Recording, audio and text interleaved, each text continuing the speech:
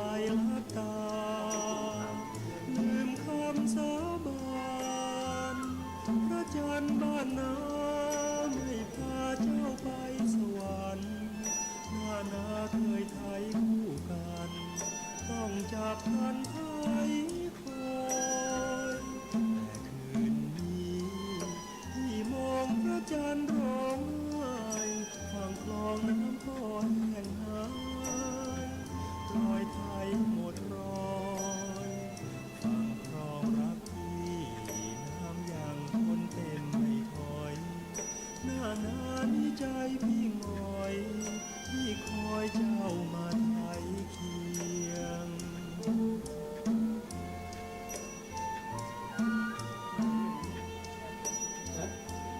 เช็คดูแล้วกันเช็คดูด้วยแล้วกัน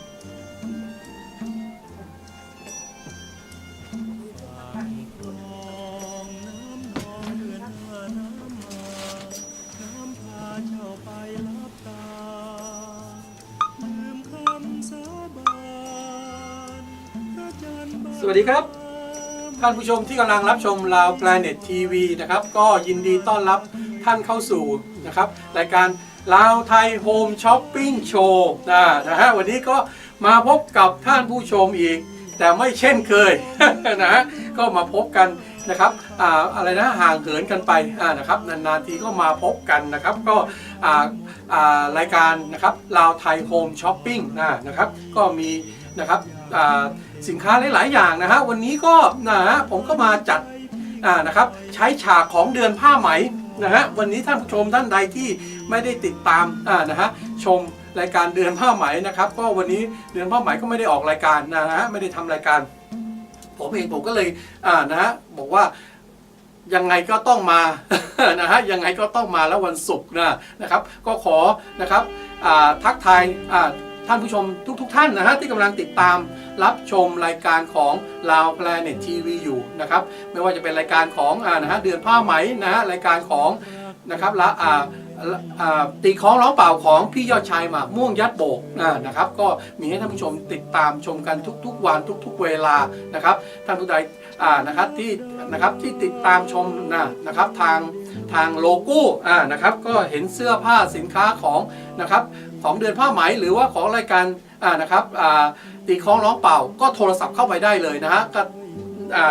นัมเบอร์ที่หน้าจอนี้นะฮะ414-628-0593นะครับก็ติดตามรับชมกันได้นะครับโทรศัพท์กันเข้ามานะครับก็ใช้กล้องมือถือของท่านนะฮะดูตัวไหนชอบนะฮะเอาอย่างนี้ดีกว่าชอบแบบไหนตัวไหนก็เอากล้องมือถือของท่านหรือว่าถ้าเกิดว่าดูทางอะไรนะทาง Facebook นะครับก็ snap อะไรนะเขาเรียกว่า Snapchat หรืออะไรแบบนั้นนะผมก็ไม่ค่อยทันสมัยเขาหน่อยนะฮะสมัยนี้มันเขาเรียกว่า snapshot กันเข้าไปนะฮะแล้วก็ส่งมาแล้วก็มาถามกับเดือนผ้าไหมว่าตัวนี้นะสีนี้นะมันราคาเท่าไหร่ยังไงนะครับก็ติดตามกันได้นะครับก่อนอื่นก็ขอทักทายนะฮะสวัสดีนะฮะน้าสาวแก้วนะฮะทางแคลิฟอร์เนียนะครับก็แหมก็ได้ยินเสียงอยู่นะฮะได้ยินเสียงอยู่ตลอดเวลานะครับก็ขอสวัสดีทักทายน้าสาวแก้วนะเบ่าหนูไพรนะฮะทางแคลิฟอร์เนียนะฮะเฟสโนนะครับก็ถ้าติดตามรายการอยู่ก็ขอทักทายสวัสดีนะฮะทางแคลิฟอร์เนียนะครับหรือว่าท่านผู้ชมท่านใดที่อยู่ทางแคลิฟอร์เนียนะครับวันนี้เวลานี้นะครับอากาศคงจะน่าจะดีนะฮะตอนนี้แหมอากาศทาง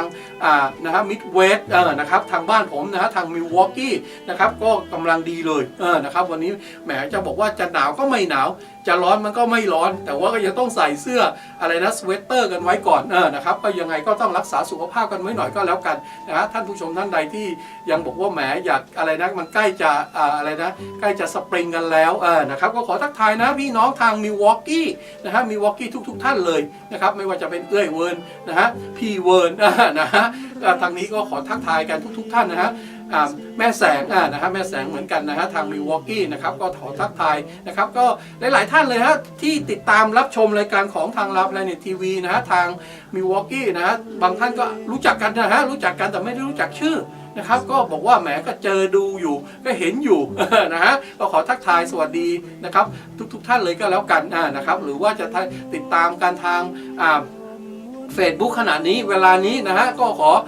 ทักทายสวัสดีนะครับทางพี่น้องทาง Facebook ก็แล้วกันนะฮะถ้าไม่เคยเห็นหน้าค่าตาผมก็ไม่ต้องตกใจนะครับไม่ต้องเปลี่ยนช่อง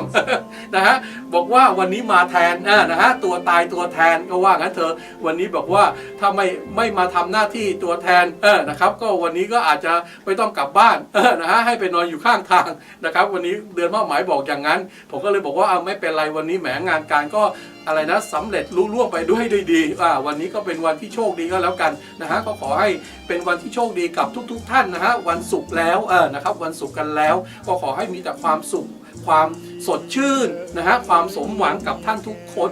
ทุกท่านเลยนะครับไม่ว่าจะอยู่ทาง Facebook หรือว่าจะอยู่ทางดูทางทีวีนะครับลาวแพลเน็ตทีวีนะครับก็อะไรนะทีวีเพื่อคุณ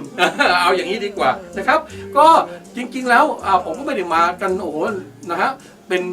หลายอาทิตย์แล้วเหมือนกันเนาะนะครับก็ไม่ว่ากันนะฮะว่าตอนนี้แหมจริงๆแล้ววันนี้ก็ขอทักทายนะพี่เอ้ยวันเพ็ญดีกว่านะฮะขอสวัสดีนะครับเอ้ยวันเพ็ญเหมือนกันนะฮะทางอะไรนะอยู่ทางซานฟรานซิสโกนะฮะทางอะไรนะเขาเรียกอะไรนะเมืองอะไรผมก็ลืมชื่อแล้วเหมือนกันนะโทรศัพท์ไปตั้งแต่เช้าเลยบอกว่ามาตอนนี้นะครับไออะไรนะสมุนไพรนะครับแก้ไอยังมีอยู่หรือเปล่านะครับก็วันนี้ก็นะครับพี่วันเพ็ญแกก็โทรบอกว่าแหมตอนนี้อะไรนะตอนที่สั่งไปอะไรนะไปกล่องนึงไปขวดนึงเอาอย่างนี้ดีกว่าบอกว่าแหมเอาไปให้เขานะนะฮะหลายๆท่านเลยแหมจริงๆแล้วผมบอกได้นะครับพี่น้องคนลาวเราเนี่ยเป็นคนที่อะไรนะผมบอกนะเป็นคนที่เอื้อเฟื้อเผื่อแผ่จริงๆนะหลายๆท่านเลยผมบอกกับท่านผู้ชมนะฮะที่สั่งซื้อสินค้าผมไปไม่ได้ไปใช้เองนะครับผมนะครับไม่ว่าจะเป็นพี่ซินดี้นะฮะคุณซินดี้อีกท่านหนึ่งเหมือนกันบอกซื้อสินค้าผมไปซื้อไปเยอะแยะเลยเอาไปให้เขานะฮะเอาไปให้คนนู้นบ้างให้คนนี้ใช้บ้างเพราะว่าอะไรนะไปเห็นคนเขานะครับเป็นไอนะครับพี่วันเพ็ญนะฮะไปบอกว่ามีพรรคพวกกันแหมไอมาตั้งนานตั้งเนแล้วโอ้นะฮะไอซะจนอะไรนะเขาบอกว่าไอซะจนอะไรนะเสียงแหบเสียงแห้งนะฮะไอจนแบบว่าอะไรไม่ได้หลับได้นอนนะฮะพี่วันเพ็ญแกก็พอดีมาดูรายการผมนะฮะแกก็เห็นว่านะฮะไออะไรนะมีสมุนไพรแก้ไอนะครับแกก็เลยสั่งไปขวดนึงบอกว่าจะเอาลองไปให้พรรคพวกใช้กันนะฮะปรากฏว่าใช้แล้วใช้ดีเลยนะครับกินไปแค่บอกว่าแหมกินไปแค่2 เม็ด2 ครั้งอะไรมั้งเนี่ยนะครับหยุดไอเลยนะฮะพี่วันเพ็ญก็เลยบอกว่ามันดูแล้วถ้าทางมันจะใช้ได้เรื่องเหมือนกันนะครับวันนี้พี่วันก็ของก็พอดีพี่วันเพ็ญแกก็พอดีจะมีพรรคพวกมีพี่น้องอยู่ทางเมืองลาวอย่างนี้ดีกว่าบอกว่าไปหาซื้อแล้วมันไม่รู้ซื้อที่ไหนแกก็เลยบอกว่าเดี๋ยวจะส่งซื้อแล้วส่งไปให้พี่น้องที่เมืองลาวนะครับก็ขอขอบคุณนะฮะพี่วันเพ็ญนะฮะที่อุดหนุนที่อุปการะนะครับกับลาวแพลเน็ตทีวีกับรายการของนะครับไม่ว่าลาวไทยโฮมช้อปปิ้งโชว์หรือว่ารายการของเดือนผ้าไหมนะครับพี่วันเพ็ญแกก็สนับสนุนนะครับก็อย่างที่ผมบอกว่าพี่แกซื้อไปไม่ได้ซื้อไปใช้เองแต่ซื้อเอาไปให้นะครับพักพวกกันนะครับตอนนี้บอกว่าจะให้รีบส่งมาหน่อยนะเดี๋ยวจะคนจะไปเมืองลาวเดี๋ยวจะเอาไปฝากให้เพราะว่าเห็นบอกว่าแหมที่พี่น้องทางเมืองลาวบอกว่าแหมนะครับไอเลิฟยูจากอะไรนะจากเวียงจันทร์มาสู่นะฮะมาสู่แคลิฟอร์เนียนะฮะแกก็บอกว่าเอามาสั่งรีบส่งมาให้หน่อยนะเดี๋ยวกลัวจะไม่ทันนะครับเที่ยวบินเอาอย่างนี้ดีกว่าเพราะว่าจะมีคนไปนะครับกลับไปเมืองลาวก็เลยจะเอาไปฝากเขาเอาไปต้อนนะว่างั้นเถอะนะครับแหมก็ดีเหมือนกันเอาไปต้อนกันที่เมืองลาวเอายาแก้ไอนะครับมาการิเต้นะครับไปต้อนกันถึงเมืองลาวนะครับพี่น้องทางเมืองลาวถ้าดูอยู่ถ้ารู้ว่านะครับเป็นพี่น้องทางพี่วันเพ็ญก็นะครับก็บอกว่าเตรียมรับของต้อนกันแล้วกันนะครับก็ขอขอบพระคุณอีกครั้งหนึ่งนะครับกับพี่วันเพ็ญนะฮะจากทางอะไรนะ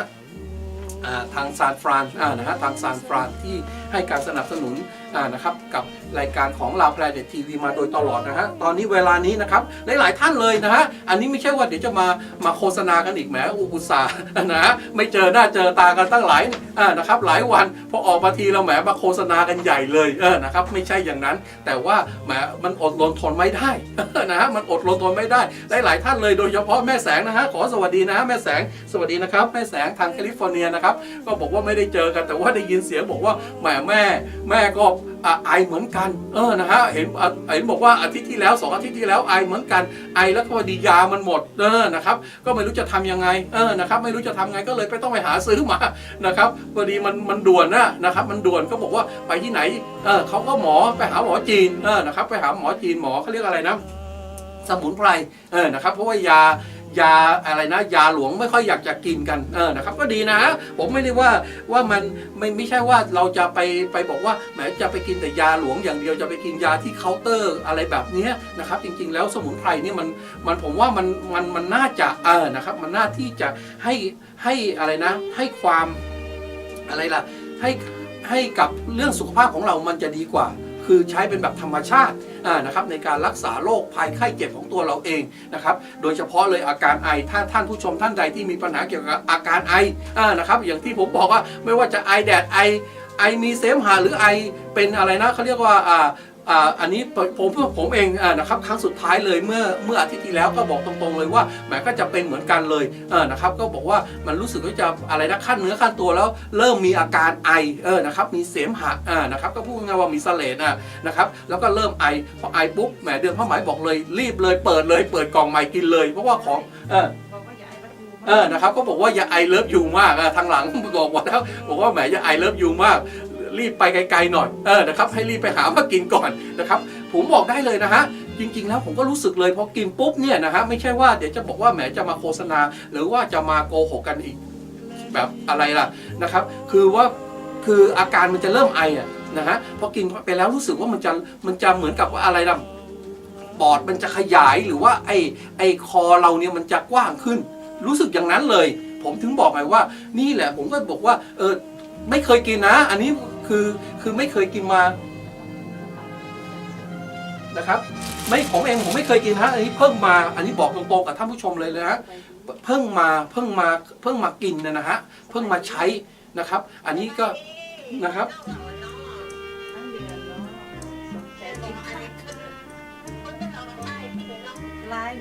อ๋อนะฮะมาแล้วฮะพี่สมใจกินขาดสวัสดีนะครับ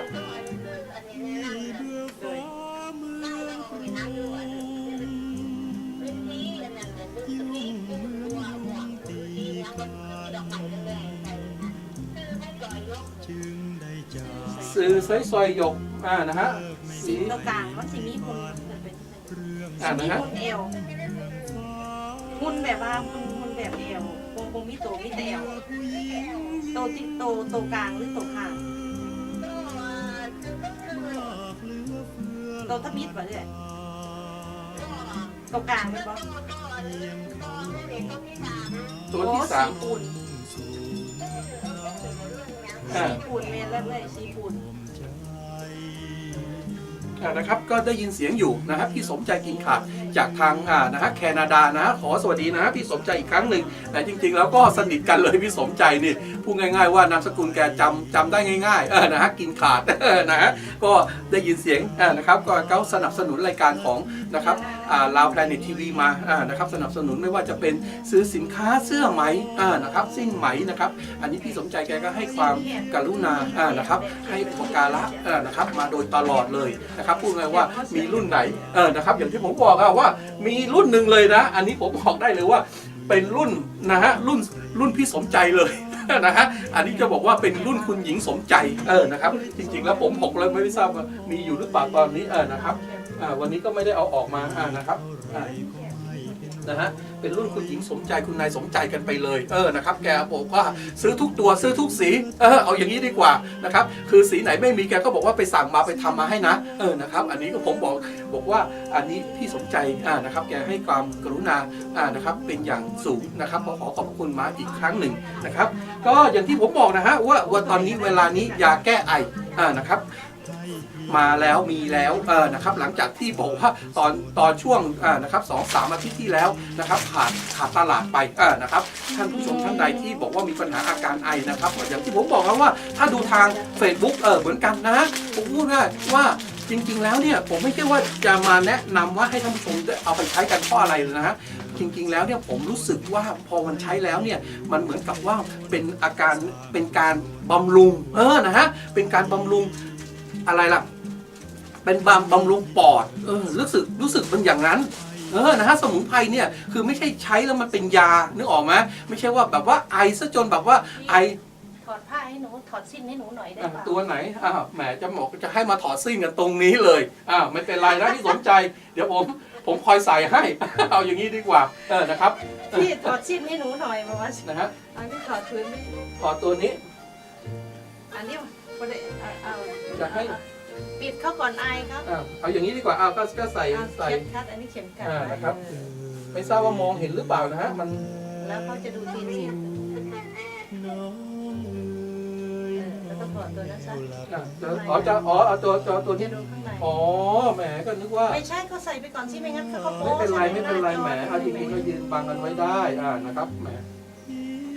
โอเคนะเอาตัวนี้มาใส่แทนนะครับท่านผู้ชมท่านใดที่นะครับเดี๋ยวผมขอเอาสิ้นตัวนี้โชว์ให้พี่สมใจดูนิดนึงก็แล้วกันนะครับก็ขอบคุณนะพี่สมใจนะครับ อันนี้ผมบอกได้ บอ เล ก ย ว่าถอดสิ้นให้หนูหน่อยแม้เรื่องถอดไม่ถนัด นะครับ ใช่ไหมพิธีกรเรื่องถอดไม่ถนัด นะครับ ใช่ แห ไห ม ม ก็ไปทั้งถอดทั้งใส่ อย่างนี้ดีกว่านะฮะก็เดี๋ยวผมโชว์ให้พี่สมใจเขานะฮะท่านผู้ชมถ้าดูทาง Facebook อยู่ก็ดูไปด้วยเลยแล้วกันนะครับอันนี้ผมบอกได้เลยแหมจับสิ้นตัวนี้แล้วแม่รู้สึกเลยนะครับผมบอกนะสิ้นไหมหลาบของเราเนี่ยมันเป็นอะไรล่ะมันเป็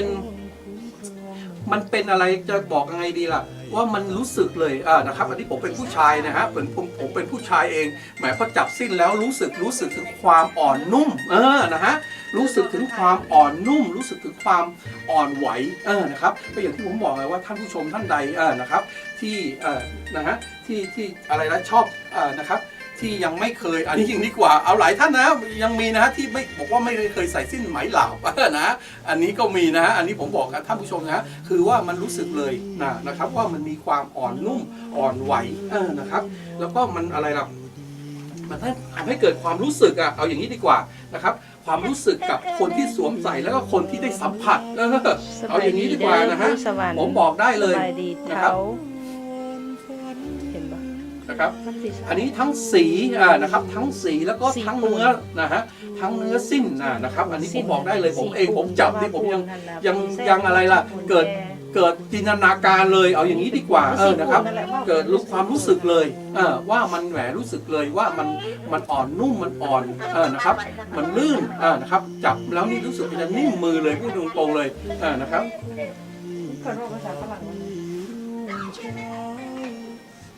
นะครับอันนี้ก็พี่สมใจนะครับทางแคนาดานะครับที่กำลังติดตามรับชมอยู่ตอนนี้ก็บอกว่าอยากจะดูสิ้นผืนนี้หน่อยนึงแต่ผมบอกได้เลยนะฮะบอกว่าสิ้นผืนนี้รับประกันได้เลยนะครับรับประกันได้เลยนะครับเรื่องสีสันผมบอกได้เลยนะฮะผมบอกได้เลยว่าสีนะครับสีนี้เป็นสีที่หายากนะครับสีที่หายากแล้วก็นะครับนะฮะเดี๋ยวผมขอวางไว้นิดนึงเอาอย่างนี้ดีกว่าวางไว้ตรงนี้นะครับก็ขอขอบคุณพี่สมใจครั้งหนึ่งนะฮะที่นะครับให้อุตสาห์โทรมาจากทางแคนาดานะครับแกก็สั่งสินค้ามาโดยตลอดนะครับก็อย่างที่ผมบอกเอาเดี๋ยวกลับเข้าเรื่องนะครับสมุนไพรกันนิดนึงก่อนนะครับก่อนที่เราจะไปคุยกันเรื่องอื่นๆกันต่อไปนะฮะอย่างที่ผมบอกนะฮะไอ้สมุนไพรนะครับมาการิเต้ที่ช่วยในการรักษาอาการไอเนี่ยจริงๆแล้วเนี่ยผมบอกว่าตั้งผมใช้ไปแล้วเนี่ยนะครับตัวผมเองนะอันนี้จะบอกให้ท่านผู้ชมเพราะว่าอย่างที่ผมบอกว่าคนอื่นเขาใช้ในครอบครัวผมนี่ใช้กันนะครับตั้งแต่แม่ยายเลยเอาอย่างนี้ดีกว่าคือเริ่มต้นตั้งแต่แม่ยายผู้ที่มีอะไรนะปัญหาอาการไอมาตั้งแต่นะครับผมว่าเป็น 5-6 ปีแล้วนะครับแกไอซะจนแบบประเภทว่าอยู่กันประเภทนอนอยู่ในสะดุ้งเลยตี 2อย่างนี้ดีกว่ากำลังนอนหลับฝันหวานกันเลยแหมแม่ยายผมเอาแล้วเริ่มขึ้นแล้วแหมเคยนะครับเอาโอเคนะครับเดี๋ยวท่านผู้ชมนะฮะคือก็ฟังกันไปคุยกันไปนะฮะแล้วก็ดูซิ่งกันไปด้วยกันแล้วกันเอาอย่างนี้ดีกว่าวันนี้สบายนะครับสไตล์สบายนะครับวันนี้เราก็ดูกันไปนะฮะฟังกันไปคุยกันไปมีสินค้าอะไรเราก็คุยกันไปบอกกันไปนะครับแล้วก็นะฮะเอาพอดีพี่สมใจแกก็บอกว่าอยากจะดูสิ้นหลายๆสีหน่อยนะครับสีที่แกดูนี่แหมก็มีแต่สีอะไรนะสีสวยๆทั้งนั้นเลยนะฮะบอกได้เลยว่านะครับอันนี้เป็นสีอะไรนะจะบอกว่าเป็นสี สีขี้เทาใช่ไหมฮะเขาเรียกว่าสีขี้เทาที่ภาษาลาวนะฮะอันนี้ถ้าเป็นผมว่าไม่รู้จะเรียกว่าสีอะไรดีแต่ว่าสวยมากเลยแล้วก็ดูมันแปลกนะครับท่านผู้ชมถ้าดูทาง Facebook อาจจะเห็นกันชัดเจนเป็นสีเลยนะฮะก็ดูกันแล้วกันนะฮะถ้าท่านผู้ชมดูทาง Facebook แล้วชอบใจก็โทรศัพท์กันเข้ามาได้เลยนะฮะ41462805593นะฮะก็41462805593นะครับโทรศัพท์เข้ามาคุยกับเดือนผ้าไหมได้นะฮะราคาก็นะครับบอกได้เลยว่ามาต่อรองต่ออะไรนะมาต่อล้อต่อเถียง เอาอย่างนี้ดีกว่านะฮะเรื่องราคามาต่อล้อต่อเถียงเอากันเลยดีกว่านะครับไม่ว่ากันนะครับก็ท่านผู้ชมท่านใดที่ชอบสีนะครับแต่ผมบอกได้เลยว่าคุณภาพของไหมนะครับไม่ต้องนะครับรับประกันไม่ผิดหวังนะครับผมจับอยู่นี่แหมยังอยากจะเอามาใส่เองเลยบอกตรงๆนะฮะอันนี้ก็บอกกับท่านผู้ชมนะครับถ้าดูทาง Facebook อยู่ตอนนี้เวลานี้นะครับก็ดูกันแล้วกันนะฮะว่าสีสันมันเป็นอย่างไรนะครับแล้วก็ตีนสิ้นนะครับอันนี้อย่างนี้ดีกว่านะครับอันนี้สิ้นนี้เป็นอะไรล่ะบอกว่าอะไรนะลายคลาสสิกนะฮะลายคลาสสิกนะครับลายคลาสสิกบอกว่าผู้สวมใส่บอกถึงเลยรสนิยมนะฮะผมบอกตอนท่านผู้ชมนะฮะบางครั้งเนี่ยไอ้สิ้นเนี่ยในการที่เราจะเลือกสีหนึ่งนะฮะเลือกสีหนึ่งเลือกไอ้ตีนสิ้นเลือกสไตล์สิ้นหนึ่งนะครับมันบ่งบอกเลยนะฮะถึงรสนิยมนะครับของผู้สวมใส่นะฮะผมบอกตรงๆนะไม่ใช่ว่าเดี๋ยวจะบอกว่าอะไรกันสิ้นฉันใส่แล้วไม่มีรสนิยมหรือไงไม่ใช่อย่างนั้นเราจะดูกันออกว่าคนนี้แหมเป็นอย่างไรนะครับมีสไตล์อะไรนะครับมีอะไรแบบไหนสีเนี่ยฮะอันนี้ผมบอกได้เลยบางครั้งเนี่ยนะครับผมสังเกตดูเลยบางท่านเนี่ยนะครับคืออย่างสีอย่างที่ผมโชว์ไปเมื่อตะกี้เนี่ยนะฮะอย่างที่บอกว่าบางคนเนี่ยคือนึกไม่ออกจริงๆนะผมยังนึกไม่ออกเหมือนกันแหมจะมาชอบสีนี้ได้อย่างไรนะฮะผมบอกกับท่านผู้ชมจริงๆนะฮะไม่ใช่ว่าเดี๋ยวจะหาว่าอะไรกันนะครับคือหลังจากที่เรามาคือผมก็มาอยู่ในคือบอกตรงๆว่ามาอยู่ในธุรกิจนะครับไอ้สิ้นไหมเนี่ยเราก็เลยมาเรียนรู้ไงฮะว่าสีสันนี่นะมันก็จะบ่งบอกถึงลักษณะของนะครับของผู้ซื้อผู้ใส่เหมือนกันนะฮะเรารู้เลยแหมคนนี้โทรศัพท์ก็มานะแหมบอกว่าฉันจะเอาตัวนี้นะนะฮะพอได้ยินเสียงปุ๊บรู้เลยแหมสีแบบว่าอะไรล่ะฉูดฉาดนะฮะสีบอกฉูดฉาดเลยเอาอย่างนี้ก็แล้วกันดูกันแล้วกันนะครับผมรู้เลยตัวนี้ต้องหาสีฉูดฉาดให้เลยนะนะเตรียมไว้เลยไม่ว่าจะเป็นสีม่วงสดสีชมพูสดนะฮะสีแดงสดเอาอย่างนั้นนะฮะเป็นบอกตรงๆนะบอกเราสามารถที่บอกได้เลยนะครับแต่ว่าเดี๋ยวนี้ตอนนี้เวลานี้นะครับเดือนผ้าไหมก็ได้นำนะฮะสิ้นอะไรอย่างนี้อะไรอย่างนี้เขาเรียกว่าเอามาสโลว์ดาวน์นะฮะสโลว์ดาวน์ความอะไรนะความรู้สึกกันนะครับเอาแบบให้มันแบบสีสันให้มันอะไรนะนุ่มนวลนะฮะนุ่มนวลชวนฝันเอาอย่างนี้ดีกว่าท่านผู้ชมท่านใดที่ยังไม่ได้มีนะฮะสิ้นไหมเสื้อไหมนะครับเอาแบบนี้สไตล์นี้หรือแบบนี้นะฮะที่เห็นอยู่นะครับพูดง่ายว่าเอาแบบให้มันนิ่มนวลนะฮะนุ่มนวลชวนฝันนะฮะใส่แล้วนะครับทำให้เกิดความรู้สึกความจดจำนะครับนะครับอันนี้ก็มาแล้วอันนี้ก็แหมพูดถึงสีฉูดฉาดที่สมใจนะกินขาดบอกว่าจะขอดู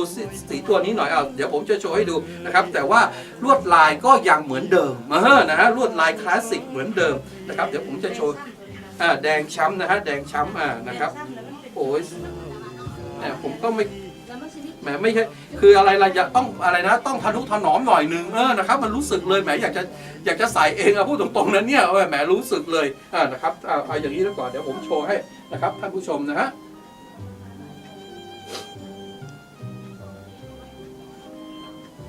อันนี้ก็จากแคนาดานะฮะก็เมื่อวานนี้ผมก็ยังนะฮะสินค้าทูแคนาดานะฮะก็ขอบคุณนะคุณอะไรนะผมก็ลืมชื่อแล้วเหมือนกันคุณหงนะครับคุณหงนะครับจากทางแคนาดานะครับก็แล้วก็อีกท่านหนึ่งนะครับคุณอะไรนะอยู่ทางวินิเป็กนะครับก็พี่น้องทางวินิเป็กทางออนตาริโอนะฮะก็ขอบคุณนะครับทางนั้นหลายๆเอาอย่างนี้ดีกว่านะครับก็ขอสวัสดีทางแคนาดาด้วยแล้วกันแหมลืมทักทายเลยแคนาดาจริงๆแล้วเราก็มีเยอะเลยนะฮะที่สั่งสินค้ากับทางลาวแพลเน็ตทีวีกับเตือนผ้าไหมนะครับก็มีเยอะเลย แต่ว่าไม่ได้พูดถึงสักทีหนึ่งแหมมันพูดง่ายๆว่าคือคุยกับพี่สมใจจนลืมเลยว่าพี่สมใจแกอยู่แคนาดานึกว่าอยู่มิลวอกกี้ นะก็เลยบอกว่านะครับขอทักทายกับทางแคนาดาหน่อยก็แล้วกันนะครับทางท่านผู้ชมที่อยู่ทางแคนาดาก็ขอนะฮะทักทายสวัสดีนะฮะหลายๆท่านเลยนะครับทางวินิเปกขึ้นไปทางอะไรนะทางขึ้นไปทางอะไรนะที่ติดกับอยู่ทางมินนิโซตานะครับผมก็ลืมชื่อแล้วเหมือนกันนะฮะทางเมืองนั้นนะฮะก็มีหลายเลยนะครับเอาอย่างนี้ดีกว่านะครับอันนี้ก็เป็นอะไรนะเป็นอะไรนะเขาเรียกผ้าอะไรนะผมก็แหมจริงๆเอาอย่างนี้นะเดี๋ยวผมโชว์ให้ดูนิดนึงอีกทีหนึ่งนะครับถ้าพี่ท่านผู้ชมนะฮะที่ดูทางนะครับ Facebook ก็โทรศัพท์เข้ามาได้นะฮะ414-628-0593นะครับก็ขอบอกนัมเบอร์กันอีกครั้งหนึ่งนะฮะ414-628-0593นะครับท่านผู้ชมท่านใดสนใจสิ้นตัวไหนที่โชว์ไปแล้วนะครับชอบแบบไหนหรือว่าอยากจะดูเพิ่มเติมนะครับก็โทรศัพท์เข้ามาได้นะครับตอนนี้ผมก็นะครับอยู่นะครับรายการสดเอาอย่างนี้ดีกว่ารายการสดนะครับตอนนี้ท่านที่ดูทาง Facebook อยู่แล้วก็ดูทางนะครับทางทีวีอยู่นะครับตอนนี้เป็นรายการสดนะครับประจำวันศุกร์นะครับก็วันนี้ก็วันศุกร์กันแล้วก็ขอทักทายขอส่งความสุขนะฮะกับทุกท่านนะครับที่กำลังรับชมดูรายการของ Lao Planet TV นะครับโอเค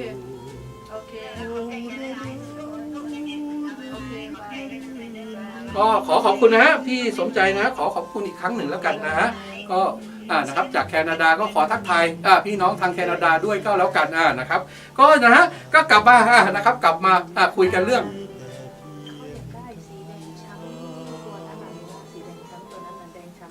ตัวไหนตัวนี้ใช่ไหมนะครับสีแดงช้ำของใครเนี่ยอ๋อโอเคเขาจะได้ให้ญาติเขาดูโอเคเดี๋ยวก็อย่างนี้แล้วกันเดี๋ยวถือไว้ก่อนนะครับนะครับเดี๋ยวมีเวลาแล้วเราก็โชว์ไปเรื่อยๆนะครับไม่เป็นไรนะฮะตามสบายวันนี้สบายนะครับสบายนะครับวันนี้เอาอย่างนี้แล้วกันเดี๋ยวขอคุยกันเรื่องนะครับสมุนไพรแก้ไอนะครับกันก่อนแล้วกันว่าอย่างที่ผมเอามาบอกกับท่านผู้ชมนะครับว่าถ้ามีปัญหาเกี่ยวกับเรื่อง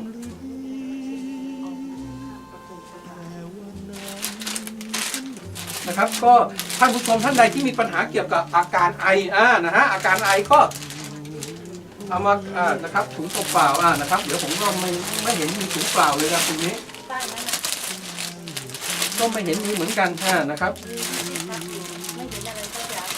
นะฮะโอเคนะครับผมเห็นก็ไม่ค่อยได้มีความชำนาญในการพับสิ้นเท่าไหร่นะครับแต่ว่าแกะสิ้นนี่เป็นอยู่อย่างนี้ดีกว่านะครับไม่เป็นไรนะครับแล้วอย่างที่ผมบอกว่าท่านที่มีปัญหาอาการไอนะครับไม่ว่าจะไอแดดไอฝนไอลมไออะไรก็แล้วแต่นะครับบอกว่าแหมกินยานู่นกันแล้วกินยานี้กันแล้วไม่หายหรือว่าไอกันอยู่เป็นประจำเลยบางท่านดูดบุหรี่นะครับอันนี้อย่างที่ผมอยากจะพูดเลยว่าท่านที่ดูดบุหรี่จัดนะฮะหรือว่าไม่ต้องจัดก็ได้ถ้าดูดบุหรี่แล้วมีปัญหารู้สึกว่าตัวเองแหมชอบไอเอาไว้งั้นเลยแล้วกันนะครับพอดูดไปมวนนึงปุ๊บไอปั๊บเลยอะไรอย่างเงี้ยนะฮะหรือว่าไม่ได้ดูดนี่ก็ไอ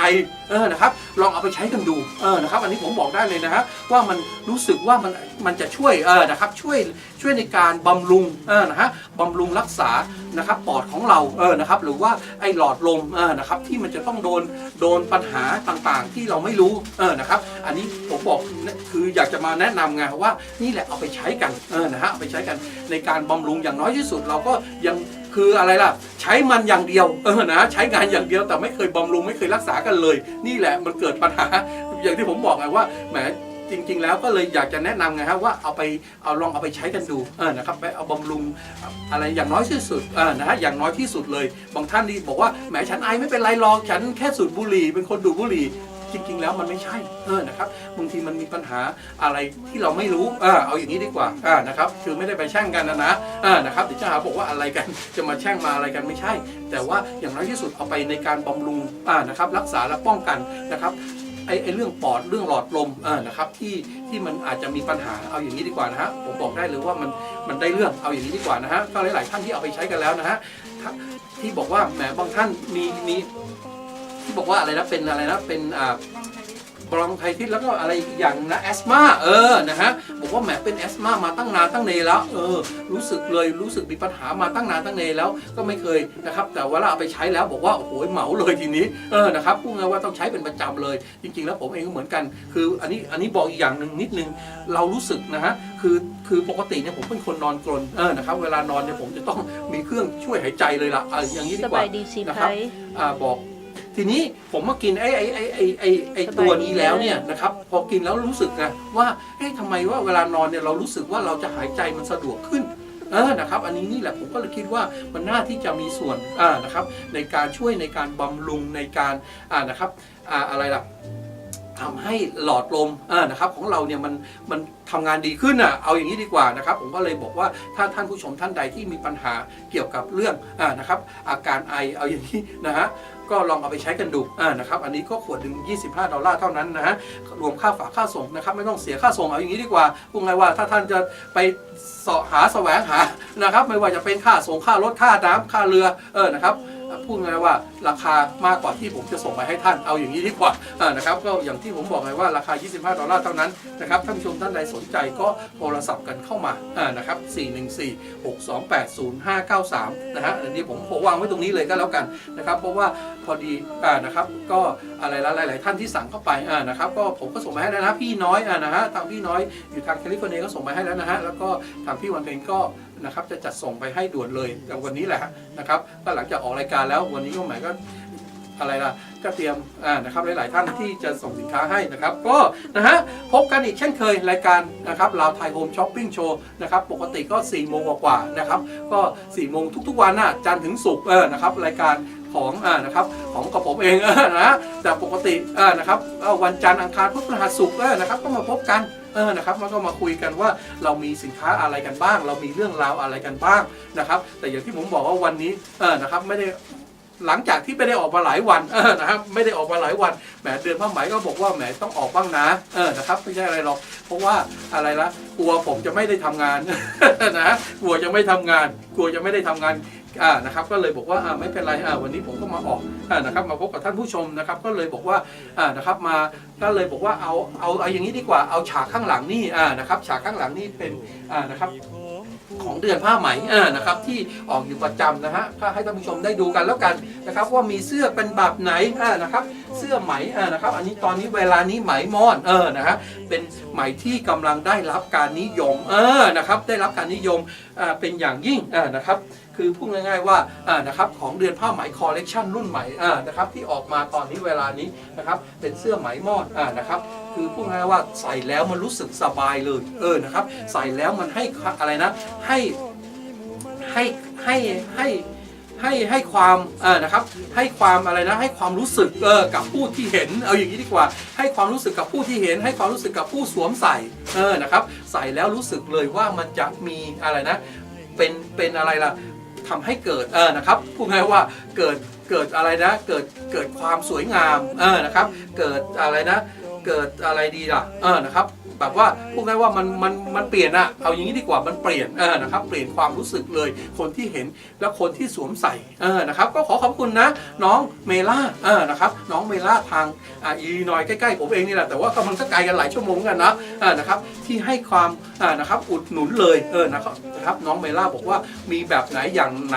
นะครับน้องเมล่าบอกสั่งไปใช้เลยสั่งไปใส่เลยนะครับอันนี้ขอขอบคุณน้องเมล่ามาอีกครั้งหนึ่งนะครับที่ให้การอุดหนุนนะครับแล้วก็ให้ความเป็นกันเองกับนะครับเดือนผ้าไหมนะครับอันนี้ก็ขอบพระคุณน้องเมล่ามาอีกครั้งหนึ่งนะครับอยู่ทางอีลินอยใกล้ๆกันที่บอกว่าแหมเสื้อไหมมอนที่ชอบเลยไม่ว่าจะเป็นไหมมอนไหมหลาบน้องเมล่าชอบทั้งนั้นเลยนะครับอันนี้ก็ขอบพระคุณนะครับแล้วก็ขอทักทายสวัสดีนะครับกับคุณแม่นะครับแม่อะไรนะจะเรียกว่าไงแม่ย่าแม่ยายของน้องเมล่าที่บอกว่าติดตามรายการของเดือนผ้าไหมมาโดยตลอดเหมือนกันนะครับก็ขอสวัสดีทักทายนะครับคุณแม่นะฮะก็ท่านก็ให้การอะไรนะให้คำติชมนะฮะให้คำติชมเลยบอกแหมคนนี้วันนี้ดูเป็นอย่างนี้พรุ่งนี้ดูเป็นอย่างนั้นนะครับคุณแม่แกก็นะครับให้การอะไรล่ะ ให้การสนับสนุนนะครับก็เป็นกำลังใจอีกแรงหนึ่งนะครับของนะครับเราแพลเน็ตทีวีนะครับอย่างน้อยที่สุดเราก็มีนะครับคุณแม่นะครับที่คอยดูอยู่ประจำเลยบอกว่าดูประจำเลยนะนะอันนี้ก็นะครับเราก็ขอบพระคุณมานะครับจากทางนะครับเราแพลเน็ตทีวีนะครับก็อย่างที่ผมบอกกันทุกๆวันนะฮะเวลา 11 โมงนะครับช่วงเช้าเลยนะครับท่านผู้ชมท่านใดที่บอกว่าแหมอยากจะฟังที่ว่าวันนี้เขามีอะไรกันที่ไหนอย่างไรนะฮะเขามีอะไรกันที่ไหนอย่างไรก็ติดตามกับนะครับยอดชายหมากม่วงยัดโบกนะฮะยอดชายหมากม่วงยัดโบกผู้ที่นะครับจะมาแถลงนะครับว่าวันนี้นะครับพูดง่ายๆว่าพระอาทิตย์จะขึ้นตอนไหนเวลาไหนนะครับก็บอกว่าเขามีเรื่องราวอะไรกันที่ไหนอย่างไรนะครับแกก็จะมาบอกมากล่าวให้ท่านผู้ชมได้ฟังกันนะครับก็มาคุยกันนะครับท่านผู้ชมท่านใดที่ไม่ได้ทำอะไรนะครับก็เปิดทีวีกันมาก็ฟังไปดูโทรศัพท์กันเข้ามาทักทายกันว่าวันนี้แหมกำลังสบายเลยนะตอนนี้อยากจะรู้ว่าข้างบ้านเนี่ยเขามีงานอะไรกันไหมนะครับบางทีนะผมอยู่มิลวอกกี้นี่นะครับเขามีงานกันจริงๆแล้วไอของผมนี่กับที่เขาจัดงานเขาเรียกว่าวัดนะฮะวัดอะไรนะวัดลาวเนชั่นแนลเนี่ยนะอยู่ใกล้ๆกันนะครับแต่จริงๆเขามีงานที่ไหนเนี่ยผมยังไม่เคยรู้เลยนะฮะแกรู้ก่อนผมอีกอะ เอางี้ดีกว่าก็แหมคืออะไรล่ะคืออย่างวันนี้นะครับฟังแกตอนช่วงเช้าแกบอกที่นี่เขามีงานกันที่นี่นะนะครับเราบอกจะมีงานอีกแล้วเหรอวันนี้ตัวเองยังไม่รู้เลยนะอยู่ขนาดอยู่ติดกับวัดเลยนะครับอันนี้ก็บอกกับท่านผู้ชมนะก็อย่างที่ผมบอกไงว่า 11 โมงนะครับช่วงเช้าเลยนะครับก็ติดตามกับรายการนะครับยอดชายหมากม่วงยัดโบกนะครับตีคล้องร้องเป่านะครับทุกวันนะครับพูดง่ายว่าจันทร์ถึงอาทิตย์นะครับแต่ว่าถ้าวันไหนไม่ได้ชมก็ติดตามกับรายการอื่นก็ไปก็แล้วกันนะครับแต่ว่าช่วงนี้นะครับก็มีกันให้ดูเป็นประจำทุกวันนะครับท่านผู้ชมท่านใดที่สนใจหรือว่าอยากจะนะครับติดตามนะฮะรายการนะครับก็อย่างที่ผมบอกว่าบ่าย 2 โมงรายการของเดือนผ้าไหมรายการเดือนผ้าไหมนะฮะก็ท่านผู้ชมท่านใดที่อยากจะดูเสื้อไหมสิ้นไหมนะครับหรือว่าหลายๆท่านนะที่ดูกันนะครับอันนี้ผมไม่ได้ว่านะครับเพราะว่าจริงๆแล้วเดือนผ้าไหมแกก็มีเวลาชั่วโมงหนึ่งนะครับก็คือว่ากำหนดเวลานะครับที่เซตกันไว้ชั่วโมงหนึ่งนะครับท่านผู้ชมคือก็ออกมาก็คือพูดง่ายว่าจะรีบคุยกันเลยนะครับรีบโชว์กันเลยว่าเรามีอะไรนะครับแล้วก็ท่านผู้ชมก็จำนัมเบอร์โทรศัพท์ไว้หรือว่าจำเสื้อสไตล์กันไว้ว่าตัวนี้นะฉันชอบจองไว้ก่อนนะฮะบอกว่าจองไว้แล้วนะตัวนี้สีนี้นะครับรายการนะครับของเดือนผ้าไหมช่วงวันอะไรเดือนผ้าไหมใส่ชุดสีอะไรนะครับบอกกันไว้จำกันไว้อย่างนั้นนะครับก็บอกว่าหลายๆท่านนะมีนะครับท่านผู้ชมโทรมาวันนั้นเจ้าใส่เสื้อสีเหลืองนะนะฮะใส่เสื้อสีเหลืองแล้วก็ผมยาวๆนะจำได้ไหมเดือนผ้าไหมก็มานั่งคิดอยู่วันไหนเนาะนะครับคิดไปคิดมาจำได้แล้วที่มันมีไอ้ตุ๊กตาอยู่ข้างหลังใส่เสื้อสีเหลืองน่ะชุดนั้นน่ะฉันชอบนะนี่แหละนะครับก็เอาแบบนี้กันเลยนะครับท่านจำได้แต่เดือนผ้าไหมบอกจำไม่ค่อยได้นะครับแล้วค่อยว่ากันทีหลังนะครับแล้วค่อยมาไล่กันวันนั้นวันนี้วันนั้นนะครับแล้วก็สั่งกันได้เลยเอาอย่างนี้ดีกว่านะครับก็นะฮะวันนี้นะครับก็วันศุกร์ขอให้ทุกท่านจงมีแต่ความสุขนะครับท่านที่ดูกันทาง Facebook วันนี้ทาง Facebook ก็จะอะไรนะวันนี้วันศุกร์แล้วนะครับก็ได้กลับบ้านกับช่องมาพบกับนะฮะครอบครัวนะครับก็ขอให้มีแต่ความสุขความรักใคร่กลมเกลียวกันนะครับก็อย่างที่ผมบอกไงว่าแหมอาทิตย์หนึ่งแล้วนะครับวันนี้ก็เป็นวันศุกร์วันสุดท้ายของสัปดาห์นะครับก็ได้กลับบ้านกับช่องกันไปเตรียมตัวกันไปนะฮะจะอะไรล่ะจะทำอะไรกันกินกันนะครับก็ขอให้นะครับมีแต่ความรักความสุขกันทุกท่านก็แล้วกันนะฮะก็วันนี้นะรายการเราไทยโฮมช้อปปิ้งโชว์จริงๆแล้วผมมีอยากจะมาบอกกับท่านผู้ชมนะฮะจริงๆแล้วเนี่ยสิ่งที่ผมปกติเนี่ยนะฮะจะบอกว่าแหมไม่ออกรายการแล้วทำอะไรอยู่บ้างล่ะนะฮะจริงๆแล้วเนี่ยนะสิ่งที่ผมทำอยู่มากที่สุดก็คือในการแพ็คกิ้งเอาอย่างนี้ดีกว่าบอกกับท่านผู้ชมนะครับนอกจากว่าจะมีหน้าที่อย่างอื่นแล้วแต่ว่าหน้าที่อีกอย่างหนึ่งคือแพ็คกิ้งเอาอย่างนี้นะเห็นอะไรนะเห็นรูปไม่หล่อแบบนี้แต่ว่ามีหน้าที่เป็นอะไรล่ะเป็นพนักงานแพ็คกิ้งนะครับโดยเฉพาะเลยน้ำมันวิเศษนะฮะผมบอกได้นะน้ำมันวิเศษบอกค่าเถิดใครงามเลิศในปัตตภีนะครับอย่างที่ผมบอกว่าหลายๆท่านที่นะครับพูดง่ายๆว่าเดี๋ยวนี้ นะครับคือไม่ต้องมาบอกโทรศัพท์กันมาจำได้ไหมนะครับใครเนี่ยนะครับพูดง่ายว่าบอกอะไรนะบอกชื่อบอกนามสกุลมาผมกดปุ๊บเอาคนนี้เนี่ยสั่งไปแล้วน้ำมันวิเศษนะครับตอนนั้นน่ะจำได้ไหมที่สั่งไปเมื่อเดือนที่แล้วเนี่ยนะครับชุดเดียวตอนนั้นสั่งไปลองนะครับมีนะฮะหลายท่านเลยที่เราโทรศัพท์มานะครับบอกว่าสั่งไปลองตั้งแต่เดือนที่แล้วผมก็กดดูโอ้โหคนนี้ละลองไปแล้วนะชุดหนึ่งแต่บอกว่าตอนนี้ไม่ลองแล้วนะฮะเลิกลองแล้วแต่ว่าจะสั่งไปใช้ นะบอกว่าลองแล้วนะครับเดือนที่แล้วที่สั่งไปชุดเดียวเพราะว่าสั่งไปลองนะครับแต่มาโทรศัพท์มาวันนี้ไม่ได้โทรศัพท์มาลองนะนะครับจะโทรศัพท์มาสั่งเอาไปใช้นะครับผมก็ไม่ทราบเหมือนกันมันจะต่างกันหรือเปล่า เอาอย่างนี้นะบอกว่าแหมใช้แล้วลองแล้วมันได้เรื่องเลยได้ผลเลยนะครับหลายๆท่านเลยบอกว่าไปที่ไหนคนก็ทักคนก็ถามเลยไปทำอะไรมากับหน้านะฮะอันนี้ผมบอกกับท่านผู้ชมนะอันนี้น้ำมันวิเศษของเดือนผ้าไหมนะครับบอกว่านะครับพูดง่ายๆว่าอะไรนะสวยวันสวยคืนนะฮะท่านผู้ชมท่านใดที่มีปัญหาเกี่ยวกับผิวหน้านะครับไม่ว่าใบหน้าเหี่ยวย่นนะครับใบหน้าเป็นสิวเป็นฝ้านะครับไม่ใช่สิวฝ้านะเป็นฝ้าเป็นหรือเป็นรอยสิวรอยแผลเป็นอะไรอย่างเงี้ยนะครับเอาไปใช้ในการบำรุงรักษาผิวหน้าโดยเฉพาะผิวหน้าแห้งเลยนะครับผิวหน้าแห้งที่มีปัญหาเลยให้กับอะไรนะให้กับสาวๆหลายๆท่านนะครับที่บอกว่าแหมหน้าฉันแห้งเหลือเกินนะครับทาอะไรนะทาเครื่องสำอางมันก็ไม่ติดเพราะอะไรนะจริงๆแล้วเนี่ยเป็นเรื่องธรรมดานะครับก็อย่างสมมุติเป็นอย่างนี้นะวิธีการทาสีนึกออกไหมฮะเวลาเขาทาสีบ้านเนี่ยทาสีฝาบ้านเนี่ยเขาจะมีอะไรเขาเรียกว่าอะไรนะอะไรนะไพรเมอร์ก่อนนะครับคือเพื่อที่ทาแล้วเวลาเราทาสีจริงเนี่ยมันจะได้ติดนึกออกไหมนี่แหละก็แบบเดียวกันคนเราเนี่ยนะฮะผิวหน้าแห้งเนี่ยเอาเวลาใช้เครื่องสำอางเนี่ยทาเข้าไปเนี่ยมันก็ติดยากนึกออกไหมนะครับแต่อย่างที่ผมบอกไงเขามีพาร์เมอร์เหมือนกันเนี่ยเดือนผ้าไหมบอกมาอย่างนั้นแต่อย่างที่ผมบอกไงว่าลองใช้น้ำมันวิเศษนะครับพูดง่ายๆว่าพาร์เมอร์ไม่จำเป็นนะพาร์เมอร์จะไม่จำเป็นเลยเพราะว่าใช้แล้วมันจะติดได้ง่ายมากกว่าเลยนะครับดูดซับดูดซึมนะครับไอเครื่องสำอางให้มันติดหน้าให้มันทำให้อยู่นะครับกับผิวหน้าได้อย่างคงทนนะครับถาวรเลยเอาอย่างนี้ดีกว่านะครับบอกกับท่านผู้ชมนะครับอย่างที่ผมบอกว่าน้ำมันวิเศษบอกข้าเถิดใครงามเลิศในปัตตภีนะครับอย่างที่ผมบอกว่าท่านมีปัญหาเกี่ยวกับใบหน้าเหี่ยวย่นนะครับใบหน้าเหี่ยวย่นเลย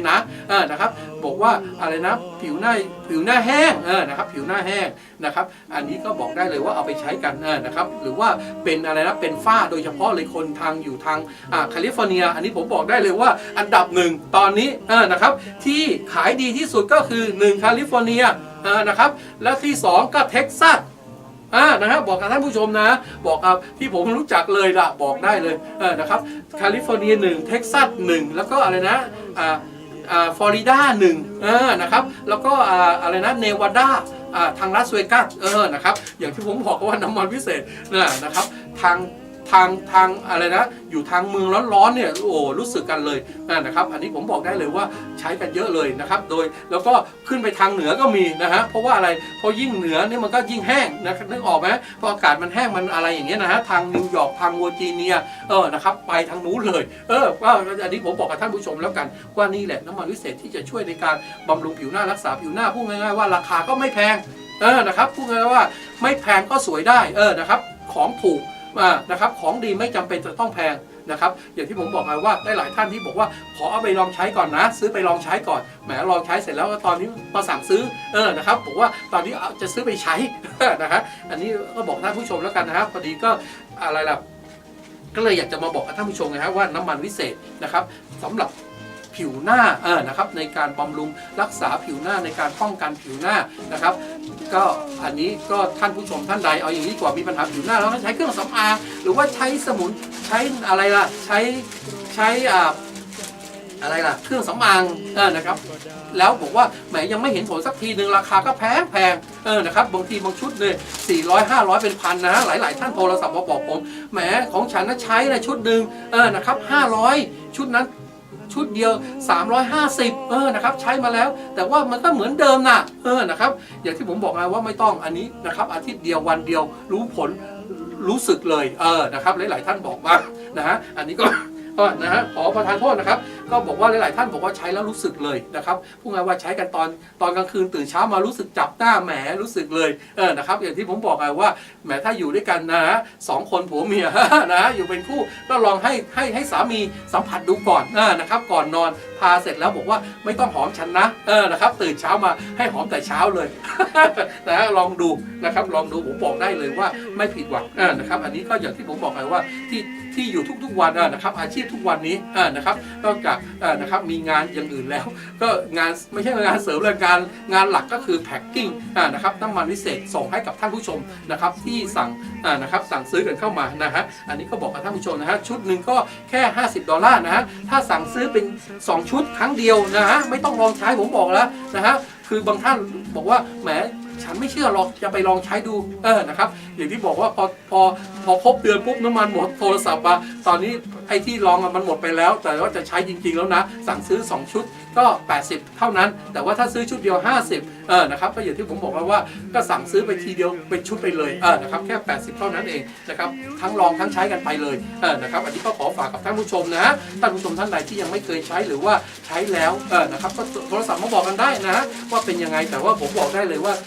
ทุกท่านที่โทรศัพท์มาที่ใช้กันแล้วบอกว่าแหมได้เรื่องได้ผลกันเลยทุกท่านเลยนะครับอันนี้ก็ขอฝากกับท่านผู้ชมไว้อีกอย่างนะฮะน้ำมันวิเศษของเดือนผ้าไหมนะครับพูดง่ายว่าอะไรนะอะไรนะบอกว่าน้ำมันวิเศษบอกข้าเถิดใครงามเลิศในปัตตภี อย่างนี้ดีกว่าไหนจะลืมอีกแล้วนะครับไม่เป็นไรนะครับก็ฝากไว้ตรงนี้นะฮะก็อย่างที่ผมบอกนะฮะว่าข้างหลังผมนี่นะครับเป็นเสื้อไหมสิ้นไหมนะครับอันนี้เป็นไหมม่อนเลยอันนี้เป็นไหมม่อนคอลเลกชันของเดือนผ้าไหมนะครับอันนี้ท่านผู้ชมท่านใดที่ยังไม่ได้นะครับมีไหมม่อนใส่เอาอย่างนี้ดีกว่าไม่เคยใส่ไหมม่อนเอาอย่างนี้ดีกว่ามาลองดูนะครับมาลองดูกันผมบอกได้เลยว่าไม่ผิดหวังนะครับกับไหมม่อนคอลเลกชันของเดือนผ้าไหมวันนี้นะครับมีให้เลือกหลายแบบหลายสไตล์นะครับอย่างที่ผมบอกก็เห็นที่อยู่นะครับสีสันสดสวยนะครับอันนี้เป็นสีนะครับเป็นสีคือมองแล้วเป็นสีธรรมชาตินะครับอันนี้ท่านผู้ชมนะฮะคือมันจะต่างกันเลยนะครับมันจะต่างกันนะฮะใช้ย้อมสีธรรมชาตินะฮะไหมม่อนซำเหนือนะครับไหมม่อนซำเหนือจากทางประเทศลาวนะครับอันนี้ท่านผู้ชมที่บอกว่าแหมมันเป็นอย่างไรกันนะครับอันนี้จริงๆแล้วมันเป็นฝีไม้ลายมือของพี่น้องชาวลาวนะครับใช้มือนะครับในการทอเสื้อในการทอสิ้นเอาอย่างนี้ดีกว่านะฮะก็ทำมาพูดง่ายว่าใช้แรงงานคนนะครับไม่ใช่ใช้เครื่องจักรนะครับอันนี้ก็เลยบอกว่านะครับท่านผู้ชมท่านใดที่นะครับสนใจนะครับอยากจะอะไรนะอยากจะใช้แบบธรรมชาตินะครับอันนี้สมัยนี้นะฮะมันเปลี่ยนแปลงไปนะครับนึกออกไหมฮะคือเรามองดูคนที่แบบว่าอะไรนะเขาเรียกว่าอะไรนะชอบธรรมชาตินะครับมันจะมีพูดง่ายๆว่ามันจะมีความอะไรล่ะมันจะทำให้เกิดนะครับเกิดอะไรนะสุขภาพที่ดีนะครับอันนี้ผมบอกได้เลยนะฮะอย่างที่ผมบอกไงครับว่าสมุนไพรนะครับสมุนไพรนะครับหลายๆอย่างที่ทางเรา Planet TV นะครับจำหน่ายอยู่ก็คือสมุนไพรธรรมชาติเหมือนกันนะครับคือพูดง่ายๆว่าไม่มีสารเคมีเจือปนนะครับไม่ได้ทำมาจากสารเคมีเลยนะครับอันนี้ก็เรามีสินค้าหลายๆอย่างที่ให้ท่านผู้ชมเพื่อบำรุงสุขภาพกันนะครับวันนี้อย่างที่ผมบอกไปว่าตอนนี้เวลานี้นะครับสินค้าที่นะครับที่บอกว่านะครับช่วยในการนะครับรักษาชีวิตเลยดีกว่านะฮะรักษาชีวิตเลยก็คืออะไรนะสมุนไพรนะครับบำรุงตับนะครับอันนี้เดี๋ยวผมขอบอกให้หน่อยนึงนะครับสมุนไพรบำรุงตับนะครับสมุนไพรล้างตับอย่างที่ผมบอกเมื่อตะกี้นี้ช่วงแรกนะที่คุยกันเรื่องนะครับสมุนไพรนะครับบำรุงปอดกันไปแล้วนะครับอย่างที่ผมบอกไงว่าชีวิตคนเรานี่มันจำเป็นมันสำคัญนะฮะพูดไงว่าไม่ว่าจะเป็นตับเป็นปอดนี่พูดไงว่าไม่มีปอดนี่ก็มีปัญหาเหมือนกันนะนะครับพูดไงว่าหายใจพังงาบนะแต่ว่าถ้าไม่มีตับนี่ผมบอกได้เลยนะส่วนมากเลยนะครับผมบอกนะฮะคนที่นะครับอะไรนะมีปัญหาเกี่ยวกับเรื่องตับนะครับส่วนมากจะอะไรนะเสียชีวิตเอาอย่างนี้ดีกว่านะครับก็หรือบอกว่าขอประทานโทษนะมาคุยกันเรื่องอะไรนะชีวิตนะครับแต่อย่างที่บอกว่าเวลานี้นะครับเราสามารถที่จะดูแลสุขภาพของเราได้นะฮะดูแลสุขภาพโดยเฉพาะเลยเรื่องตับนะครับคือว่าเราอย่าให้มันเกิดปัญหา นะฮะอย่าให้มันเกิดปัญหาเพราะอะไรล่ะเพราะตับนี่มันจริงๆแล้วเนี่ยมันเป็นอวัยวะที่สำคัญในชีวิตในร่างกายของเราที่ช่วยในการนะครับในการไม่ว่าจะสร้างพลังงานให้เราในการที่จะช่วยในการต่อต้านเชื้อโรคในการคัดอะไรนะเหมือนกับโรงงานนะครับเหมือนกับโรงงานกำจัดขยะนึกออกไหมฮะคือขยะก็คือหมายถึงว่าสิ่งที่มันมีพิษแต่ไม่ว่าจะเป็นสารพิษนะครับเชื้อโรคที่เป็นพิษมันเข้าไปในร่างกายของเรามันก็จะต้องไปโดนตับเนี่ยในการคัดกรองก่อนว่าตัวนี้ไปได้นะตัวนี้ไปไม่ได้ตัวนี้ไปไม่ได้ก็คัดออกไปนะฮะนึกออกไหมฮะทีนี้ปัญหาของเราที่ทุกวันนี้ก็คือว่านะฮะก็คือว่าเราเนี่ยนะครับมันมีสารพิษเข้าไปในร่างกายเราเสียจนนะครับตับที่ไม่สามารถที่จะนะครับอะไรนะทำงานนะครับทำงานได้ปกตินึกออกไหมฮะคือแหมไอ้นู่นก็เป็นอะไรนะเป็นสารทำให้เกิดมะเร็งไอ้นี่ก็ถามให้เกิดมะเร็งไอ้นู่นก็มะเร็งไอ้นี่ก็มะเร็งไอ้นั่นก็เป็นสารพิษนะฮะไอ้นี่ก็เป็นสารอะไรนะไม่ปลอดภัยนะทุกอย่างเลยในชีวิตประจำวันของเราที่เรากินเข้าไปทุกวันเลยที่เราไม่รู้ไอ้นั่นกับน้ำมันนึกออกไหมน้ำมันนี่ก็เป็นตัวส่วนอะไรนะเป็นตัวสำคัญเลยที่ทำให้เกิดปัญหาเกี่ยวกับเรื่องน้ำมันนะครับเขาเรียกว่าน้ำมันเกาะตับนึกออกไหมคือมันเข้าไปในตับซะจนแบบว่าตับมันอะไรนะมันคัดออกไปไม่ไหวนะครับท่วมตับอะไรนะเกาะซะจนตับทำงานไม่ว่าได้เลยนะครับนี่แหละที่ปัญหามันเกิดขึ้นทุกๆวันกับตัวเราเองกับอวัยวะของเราเองกับสุขภาพของเราเองก็เลยทำให้เกิดปัญหาตามมาก็คือว่าเจ็บไข้ได้ป่วยนะฮะนี่แหละที่เราจำเป็นที่จะต้องให้ความนะครับให้อะไรนะจะบอกว่าดูมันนิดหน่อยนะฮะดูมันหน่อยนึงบำรุงมันหน่อยนึงป้องกันมันหน่อยนึงนะครับบำรุงมันหน่อยนึงนะฮะก็อย่างที่ผมบอกเอานะขอประทานโทษนะครับตอนนี้เวลานี้เราสามารถที่จะนะครับดูแลตับของเราได้ด้วยการนะครับพูดง่ายว่าทำความสะอาดตับนะฮะทำความสะอาดตับก่อนเลยขั้นแรกเลยนะครับพูดง่ายว่าไอสารพิษที่มันเข้าไปอยู่ในตับน้ำมันที่ไปเกาะตับนะครับพูดง่ายว่าไอคนที่กินเหล้าเยอะๆไอคนที่กินไม่ว่าจะเป็นส้มตำเป็นลาบน้ำตกอะไรก็แล้วแต่นะครับของมันของเปรี้ยวของอะไรที่มันมีเชื้อโรคเชื้อร้ายเชื้อมะเร็งนะครับที่มันเข้าไปแล้วตับไปอยู่ที่ตับกันเต็มไปหมดนะครับวันนี้เรามาช่วยกันนะครับล้างกันสักครั้งหนึ่งนะครับปีหนึ่งพูดง่ายว่าแหมกินกันมานะครับบางคน50 60 70นะครับไม่เคยเลยไม่เคยล้างเลยแต่วันนี้มาล้างกันสักทีหนึ่งนะครับเพื่อความนะครับเพื่อความสมบูรณ์ของร่างกายของเรานะครับก็สมุนไพรนะครับ SDR 90 สมุนไพรล้างตับนะครับอันนี้ก็ช่วยในการบำรุงร่างกายของเรานะครับอย่างที่ผมบอกเลยว่าบางครั้งเราไม่รู้ไงว่าเราจะเกิดอะไรขึ้นกับตับของเรานะครับอย่างน้อยที่สุดเราก็ล้างมันก่อนนะครับแล้วก็บำรุงกันด้วยกับสมุนไพรนะครับ SR 50 สมุนไพรบำรุงตับนะครับขวดเล็กๆขวดเนี้ยนะครับที่จะช่วยในการบำรุงส่วนที่มันสึกหรอไปนะครับส่วนไหนที่มันโดนอะไรนะเชื้อโรคเชื้อร้ายต่างๆที่มันเกาะกินเกาะแกะกันเข้าไปนะครับเป็นแผลเป็นหลุมเป็นบ่อเป็นอะไรก็แล้วแต่นะครับให้เอาสมุนไพร SR 50 บำรุงตับนี่นะครับทุกๆวันนะครับวันละเม็ดเดียวนะครับก็กินกันไปเรื่อยๆละนะครับโดยเฉพาะเลยคนที่มีอายุมากมันก็จำเป็นที่บำรุงมากหรือว่าคนที่นะครับใช้ชีวิตคือว่านะครับมีอะไรเขาเรียกว่าอะไรใช้อะไรนะมีอะไรพฤติกรรมนะครับไม่ว่าจะกินเหล้าเยอะไม่ว่าจะกินของดิบของดองหรือว่าพูดง่ายว่าปลาล้าปลาจอมปลาเจ้าอะไรเยอะแยะนะครับที่มันจะมีส่วนทำให้นะครับตับของเรามีผิดปกตินะครับโดยเฉพาะเลยนะครับอย่างที่ผมบอกเคยเล่าให้ท่านผู้ชมได้ฟังกันนะเมื่อไม่นานมานี้นะครับขนาดเด็กหนุ่มนะฮะอายุ20 กว่าปีนะครับพูดง่ายว่าคือไม่รู้อีโหนอีเหน่เอาอย่างนี้ดีกว่านะครับเพราะว่าตับของเขาเนี่ยมันอะไรนะมันอ่อนแออยู่แล้วนะครับแต่ว่าไปอะไรนะไปโดนนะครับกับเชื้อโรคโดยเฉพาะเลยอะไรเขาเรียกว่าอะไรนะครับhepatitis A แค่ A นะฮะไม่ใช่ B ไม่ใช่ C นะคือเป็นอะไรนะเป็นเชื้อโรคที่มันไปทำลายตับเป็นไวรัสที่ไปทำลายตับกันแบบทั่วๆไปพูดง่ายว่าไปกินข้าวข้างนอกบ้านแล้วก็ไปใช้ช้อนร่วมกันนึกออกไหมแค่นั้นเองกลับมาบ้านปุ๊บโอ้โหตับเชื้อไอไวรัสมันลุมทำร้ายนะครับจนเสียชีวิตนะครับนี่แหละผมถึงบอกไงว่าไอบางครั้งเนี่ยถ้าเราไม่เตรียมการไม่พรีแพร์ตัวเราเอง นึกออกไหมฮะให้ตับของเราเนี่ยมันสุขภาพที่ดีวันหนึ่งที่เราไปโดนเชื้อโรคเชื้อร้ายที่เราไม่รู้นะครับโดนเข้าไปหน่อยเดียวเองขนาดไม่ได้ร้ายแรงนะแต่ว่าอาจจะทำให้เสียชีวิตก็ได้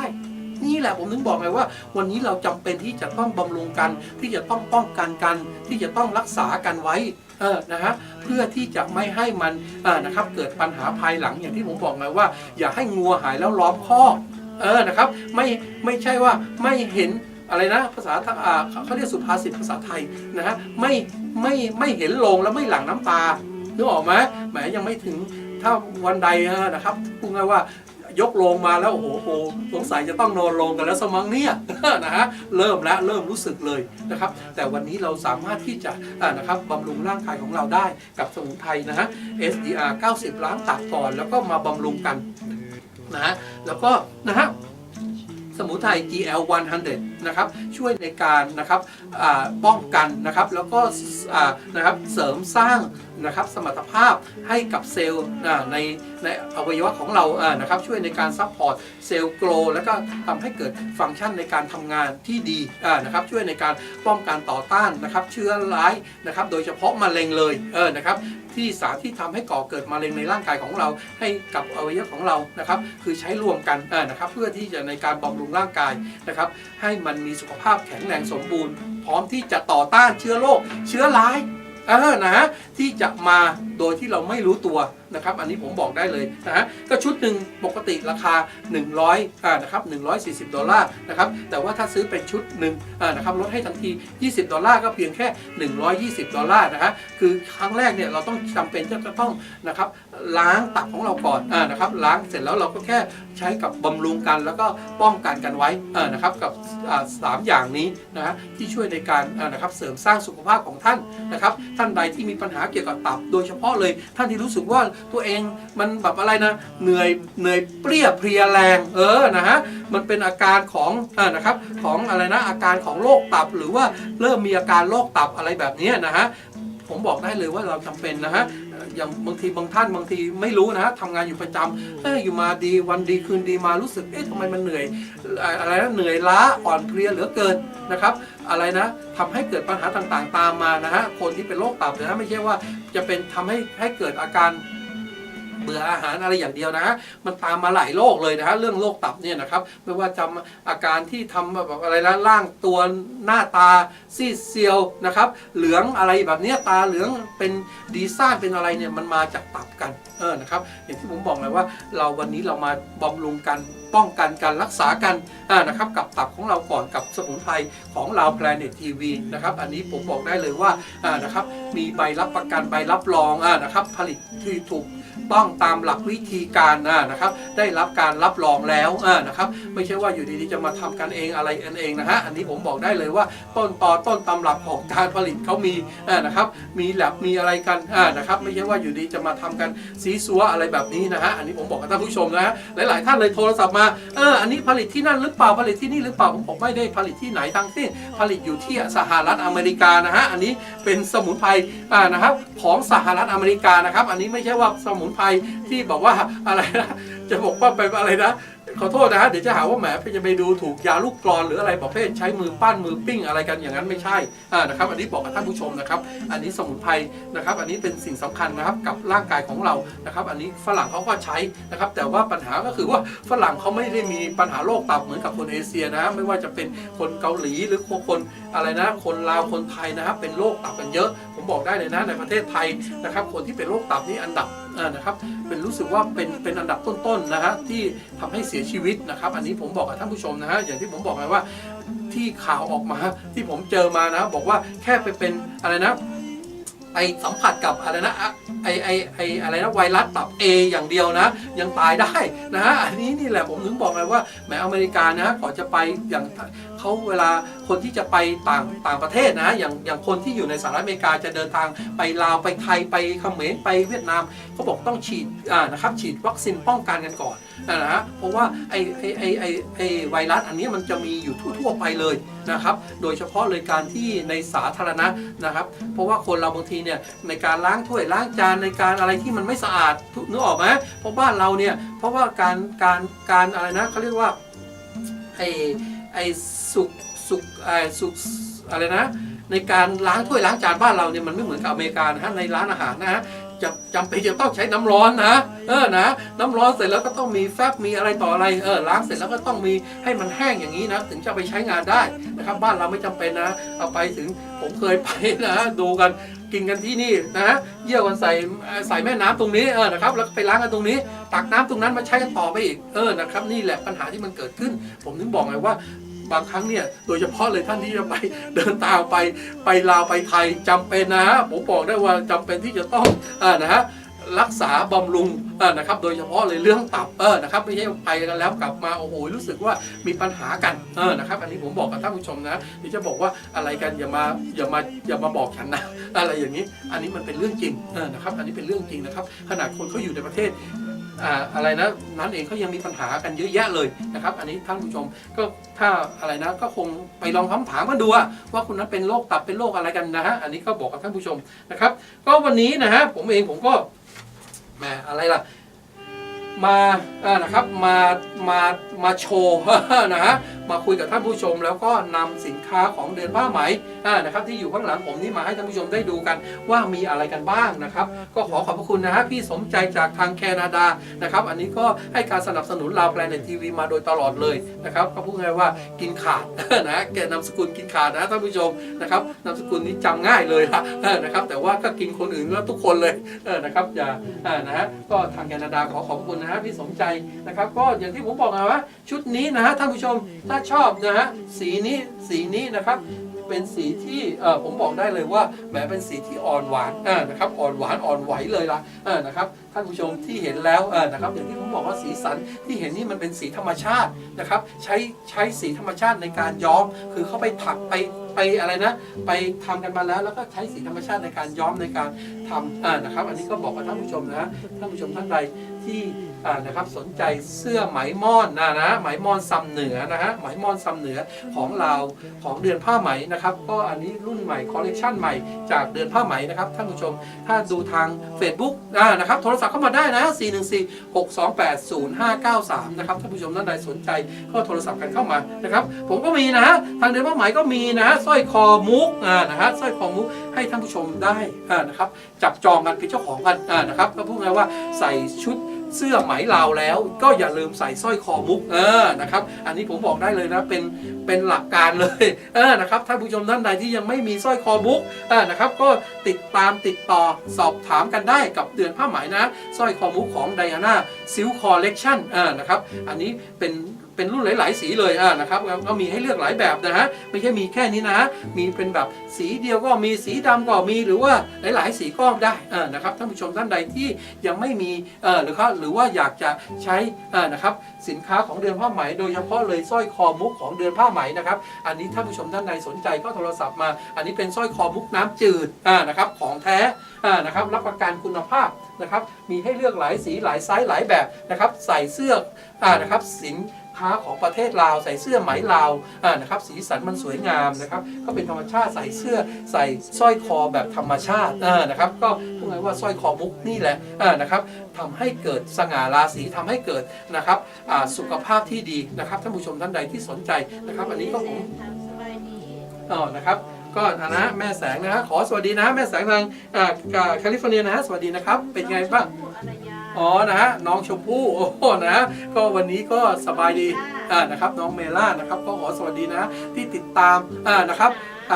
ที่ทางFacebook นะครับอันนี้น้องชมพู่ก็เป็นน้องสาวนะครับน้องสาวอยู่ทางมิลวอกกี้นะครับก็ให้การสนับสนุนนะครับกับลาวแพลเน็ตทีวีมาโดยตลอดให้การนะครับช่วยเหลือให้การนะครับพูดง่ายว่าอะไรนะป้อนข้าวป้อนน้ำ นะครับแกก็มีความนะเป็นอะไรนะแม่สีเรือนนะฮะแม่สีเรือนทำอาหารเก่งว่างั้นเถอะนะฮะอันนี้น้องชมพู่นะครับอยู่ทางอะไรนะอยู่ทางมิลวอกกี้นี่เองแหละฮะก็ขอทักทายสวัสดีนะครับแล้วก็นะฮะน้องเมล่านะครับก็ขอสวัสดีอีกครั้งหนึ่งนะครับอยู่ทาง Facebook นะที่ติดตามนะครับรับชมนะครับแล้วก็ให้การสนับสนุนกับนะครับลาวแพลเน็ตทีวีมาโดยตลอดในการเดินผ้าไหมนะครับสั่งซื้อเสื้อไหมม่อนนะครับพูดง่ายๆว่าน้องเมล่าแกมี ทุกสีทุกไซส์ทุกไม่ใช่ทุกไซส์ทุกสีทุกสไตล์เอาอย่างนี้ดีกว่าผมบอกกับท่านผู้ชมแล้วกันนะครับอันนี้ก็บอกครับนะฮะ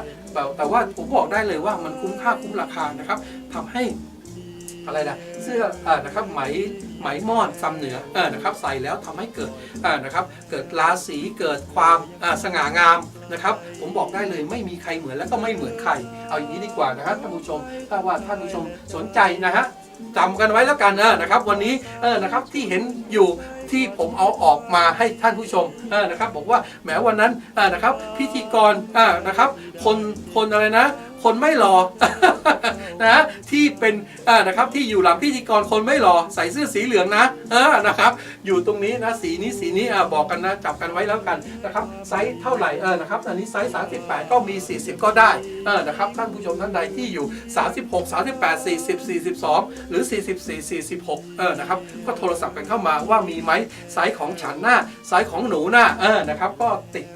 ตามกันเข้ามานะครับอันนี้ของน้องเมล่าก็ไซส์40จำได้อยู่ นะก็ไม่เป็นไรนะฮะหลายท่านเลยที่บอกว่าอยากจะได้ไซส์อื่นนะก็ถามมันโทรศัพท์กันเข้ามานะ414628053นะครับโทรศัพท์อยู่ที่หน้าจอนี้ตอนนี้เวลานี้นะครับเดือนผ้าไหมนะครับรับสายอยู่ข้างหลังนี้เองนะครับท่านผู้ชมท่านใดที่อยากจะคุยกับเดือนผ้าไหมเวลานี้ก็โทรศัพท์เข้ามาได้นะครับสายคงจะว่างอยู่นะครับก็แม่แสงก็ติดตามอยู่นะครับขอทักทายนะทางพี่น้องทางแคลิฟอร์เนียนะครับก็อันนี้แม่แสงอยู่ทางแคลิฟอร์เนียนะฮะอยู่แถวลองบีชนะฮะก็ขอทักทายนะครับไม่ว่าจะเป็นน้องน้อยนะครับก็ขอทักทายกันด้วยแล้วกันนะฮะตั้งนะฮะแล้วก็คุณบุญจันทร์นะฮะพี่บุญจันทร์นะฮะหรือว่าน้องบุญจันทร์นะครับอยู่ทางนะครับอะไรนะทางโอโลวิลนะครับแคลิฟอร์เนียก็เราก็มีเยอะแยะนะฮะไม่ว่าจะเป็นนะฮะป้าแดงนะครับแล้วก็นะฮะป้าแสงนะครับแล้วก็ป้าแสงทางมินนิโซตานะครับก็ขอทักทายนะสวัสดีนะครับถ้าดูรายการอยู่นะครับหลายๆท่านเลยนะที่ไม่ได้เคยเอ่ยชื่อนะครับถ้าฟังเสียงนี้แล้ว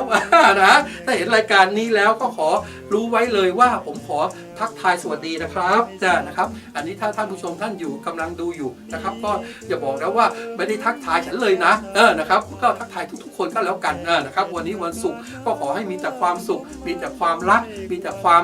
นะครับสุขหันษานะครับมีแต่ความชื่นมื่นนะครับม่วนซื่นโฮเซล เอาอย่างนี้ดีกว่านะครับวันนี้ก็วันศุกร์กันแล้วนะครับก็อยู่บ้านกันทำไอ้นู่นกันกินทำไอ้นี่กันกินนะครับก็ดูกันไปว่าเรามีเสื้อไหมสิ้นไหมแบบใหม่แบบไหนที่ต้องการนะครับก็ขอทักทายน้องแพงนะน้องแพงยำปาดาทางนะฮะโอไฮโอนะครับที่ให้การสนับสนุนนะฮะแล้วก็หลายๆท่านนะฮะทางเท็กซัสนะครับที่ให้การนะครับมีเอื้อยท่านหนึ่งนะครับก็ท่านเป็นเจ้าของนะครับลอนดรีนะฮะบอกว่าท่านจะขายลอนดรีด้วยนะครับมีลอนดรีตั้งหลายแห่งนะครับอยู่ทางเท็กซัสบอกว่าแหมชอบจังเลยเสื้อไหมสิ้นไหมของนะครับเดือนผ้าไหมนะครับก็ขอทักทายนะครับแล้วก็พี่มารีนะครับทาง阿拉斯ก้านะครับอันนี้ก็เป็นนะครับอยู่ทาง阿拉斯ก้าขอทักทายนะหลายๆท่านนะฮะพี่ลาน่านะครับคุณลาน่านะฮะทาง阿拉斯ก้านะครับก็บอกว่าแหมตอนนี้ย้ายบ้านนะฮะไปเลี้ยงไก่นะครับด้วยความที่รักไก่นะครับพูดถึงพี่ลาน่าแล้วผมก็นะครับนึกถึงนะครับคนเรานี่บางคนนะฮะรักหมารักแมวกันนะครับอันนี้พี่ลาน่าแกเป็นคนรักไก่นะครับไปอยู่ที่ไหนต้องเลี้ยงไก่ว่างั้นเถอะขนาดไปอยู่อเมริกานะฮะท่านผู้ชมนะครับบอกว่า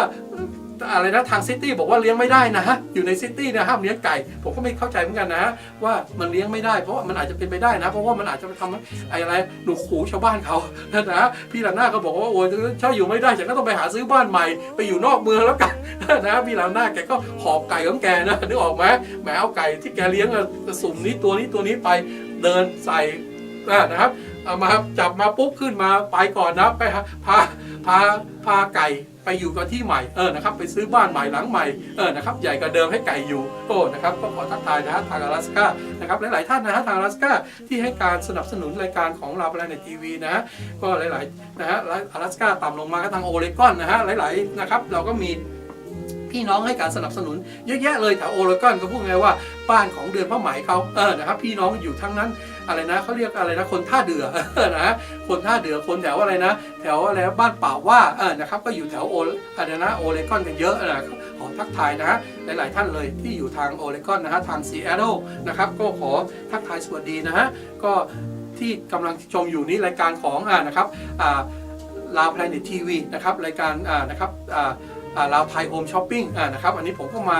นะครับเป็นตัวแทนให้กับเดือนผ้าไหมนะครับอาจจะไม่รู้จักผมนะครับก็ไม่เป็นไรนะครับวันนี้ก็ได้รู้ว่าแหมเราก็มีพรรคพวกกันอยู่นะฮะไม่ว่าจะอยู่ที่ไหนก็แล้วกันนะครับไม่ว่าจะเป็นอยู่ทางนิวยอร์กนะฮะโรเชสเตอร์นิวยอร์กทักทายหลายๆท่านเลยที่อยู่ทางโรเชสเตอร์นิวยอร์กนะฮะก็คนบ้านเดียวกันเหมือนกันนะครับเอาอย่างนี้ดีกว่านะครับก็หลายๆท่านนะฮะพี่วอนก็เหมือนกันนะฮะก็ไม่ได้คุยกันหลายนานแล้วเหมือนกันนะฮะก็ไม่เป็นไรนะฮะท่านหลายๆท่านนะหลายๆจริงๆแล้วเนี่ยเรารู้จักกันเยอะแยะเลยนะครับแต่ว่ามาคือพูดง่ายว่าช่วงซื้อเราก็ได้คุยกันแต่ช่วงไม่ได้ซื้อก็ไม่ได้คุยกันก็ไม่เป็นไรนะครับหรือยังไงก็เราก็ยังเป็นพี่น้องกันอยู่เอาอย่างนี้ดีกว่านะฮะท่านผู้ชมไม่ใช่ว่าไม่ได้ซื้อของแล้วไม่ใช่พูดง่ายว่าถ้าไม่ซื้อแล้วไม่ใช่พี่ไม่ใช่น้องไม่ใช่อย่างนั้น นะฮะอันนี้บอกกับท่านผู้ชมก่อนเดี๋ยวจะมาบอกว่าแหมไม่อยากจะโทรมาเลยเพราะเกรงใจเพราะไม่ได้ซื้ออะไรไม่เป็นไรนะฮะผมไม่ได้บอกว่าแหมถ้าโทรมาหาผมจะต้องมาซื้อของผมนะฮะไม่ใช่อย่างนั้นนะครับอย่างน้อยสุดโทรศัพท์มาคุยกันเซฮัลโหลกันนะครับเป็นยังไงบ้างนะครับยังอยู่สบายดีกันอยู่บอเอาอย่างนี้ดีกว่านะครับอันนี้บอกกับท่านผู้ชมนะฮะก็นะฮะไม่ต้องอะไรนะไม่ต้องเกรงใจเดี๋ยวจะบอกว่าแหมไม่ซื้อของแล้วไม่ได้ติดต่อกันไม่ได้คุยกันนะไม่ใช่อย่างนั้นจริงๆผมเองผมก็มีภาระหลายๆอย่างเหมือนกันคือบอกว่าจะแหมจะโทรศัพท์กลับไปทักทายกันทุกๆคนก็มันก็บางทีมันก็อะไรนะมันเป็นไปไม่ได้เอาอย่างนี้ดีกว่านะฮะแต่ว่าก็อย่างที่บอกว่ายังมีใจนะฮะยังมีหัวใจให้อยู่เสมอนะครับอันนี้ก็บอกกับท่านผู้ชมนะครับแล้ววันนี้รายการของลาวไทยโฮมช้อปปิ้งโชว์ก็คงจะต้องนะครับลาท่านผู้ชมไปด้วยเวลาเพียงเท่านี้นะครับวันนี้ก็แหมก็มาคุยมานะครับเสนอสินค้ากันหลายๆอย่างนะครับท่านผู้ชมท่านใดสนใจสินค้าไม่ว่าจะเป็นเสื้อไหมหรือว่าสมุนไพรนะครับหรือว่าจะเป็นสร้อยคอมุกของเดือนผ้าไหมก็โทรศัพท์กันเข้ามานะฮะ41462805593นะครับวันนี้รายการลาวไทยโฮมช้อปปิ้งโชว์ก็คงจะต้องจากท่านไปด้วยเวลาเพียงเท่านี้นะฮะก่อนจะจากท่านไปขออาราธนาสิ่งศักดิ์สิทธิ์ทั้งหลายในโลกนี้นะครับจงช่วยดลบันดาลให้ท่านผู้ชมและครอบครัวนะครับจงมีแต่ความสุขนะครับปราศจากโรคภัยนะฮะมีแต่โชคมีแต่ลาภนะครับเงินทองไหลมาเทมานะครับขอให้ถูกหวยรวยรางวัลนะครับถูกหวยรวยรางวัลเป็นเศรษฐีเงินล้านกันทุกๆคนแล้วก็มีแต่ความสุขกันตลอดไปขอกล่าวคำว่าสวัสดีครับแล้วก็สบายดี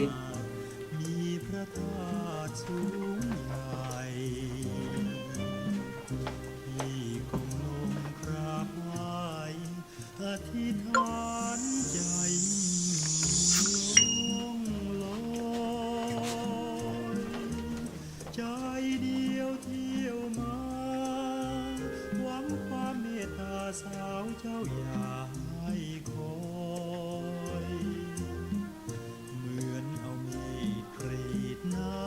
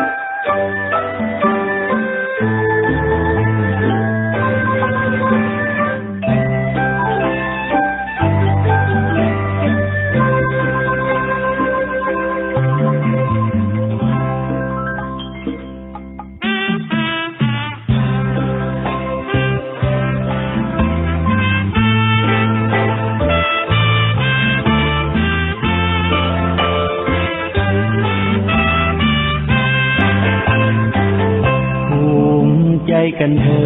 ดที่เขาเกิดมาเป็นคนลาวแผ่นดินลานฟานของเฮาคนลาวนั้นมันใจซื่อ